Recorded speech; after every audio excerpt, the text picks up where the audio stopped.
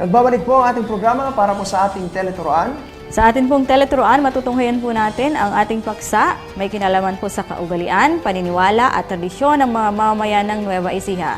Ayan, ito po ihatid sa atin ni Madam Evelyn Pilayo ng Juan L. Bautista Elementary School. Magandang gabi po sa lahat ng mga nanonood at nakikinig ng DepEd Hour. Ako po si Evelyn N. Pilayo ng Juan L. Bautista Elementary School na maghahatid sa inyo ng mga kaalamang inyong matutunan sa bahaging ito ng teleturuan sa ikatlong module ng Araling Panlipunan. Atin pong tatalakayin ang mga kaugalian, paniniwala, tradisyon, at ng sariling lalawigan at relihiyon. Ano ang inaasahan nating matutunan sa module na ito? Una, mailarawan ang mga kaugalian, paniniwala at tradisyon ng sariling lalawigan at rehiyon. Pangalawa, masabi ang kahalagahan ng mga kaugalian, paniniwala at tradisyon ng sariling lalawigan at rehiyon. Sa unang bahagi ng Module 3 sa Araling Panlipunan, ay natutunan natin kung ano ang dalawang uri ng kultura, ang material at di-material. Material, mga kasangkapan, kasuotan, pagkain, tirahan. Di-material, edukasyon, kaugalian, paniniwala, pamahalaan, paniniwala at relihiyon, sining at agham, wika. Mayroon akong inihandang halo letra para sa inyo. Subukan nating buuin. Kaugalian, paniniwala, tradisyon. Ang bawat lalawigan sa isang rehiyon ay may iba't ibang paniniwala, kaugalian at tradisyon na nakabatay sa kanilang kultura.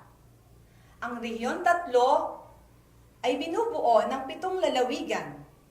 Ang bawat isa ay may kani-kanyang mga kaugalian at tradisyong pagkakakilanlan. Ano-ano nga ba ang kaugalian, paniniwala at tradisyon ng ating sariling lalawigan at rehiyon? Balikan natin ang mga kaugaliang ito. Samahan ninyo ako sa isang paglalakbay. Ang Carabao Festival ay pinagdiriwang tuwing ika-14 ng Mayo ng bawat taon. Ito ay bilang pasasalamat ng mga taga-Pulilan, Bulacan sa kanilang patron na si Isidro Labrador, na kung saan pumaparada ang mga kalabaw na lumuluhod sa tapat ng simbahan. Ang pagsasayaw sa Ubando, Bulacan naman, ay isa ding tradisyon ng mga taong gustong magkaanak at nais ng makita ang magiging kapareha sa buhay. Ito ay ginaganap sa harap ng simbahan habang dumadaan ang patron. Makikita naman dito ang tinatawag na Banga Festival na idinaraos tuwing ika-25 ng Mayo sa Balanga, Bataan. Ito ay isang linggong pagdiriwang na nagpapaalala sa mga Balangguenyo ng kanilang pinagmulan na sila ay nagmula sa putik na ginagamit sa paggawa ng palayok na sumasagisag sa pagiging mababang loob ng mga taga-Balanga. Ito naman ay ang tinatawag nating Galunggong Festival, na isa pa sa kanilang kaugalian.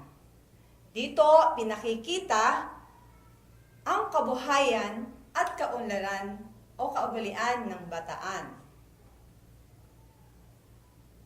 Sa lugar ng Kutud, San Fernando, Pampanga, masasaksihan natin ang pagpapako sa krus tuwing Biyernes Santo ng mga namamanata. Isang tradisyon na kung saan ay sinasabuhay ang mga hirap ni Kristo habang sila ay ipinako sa krus.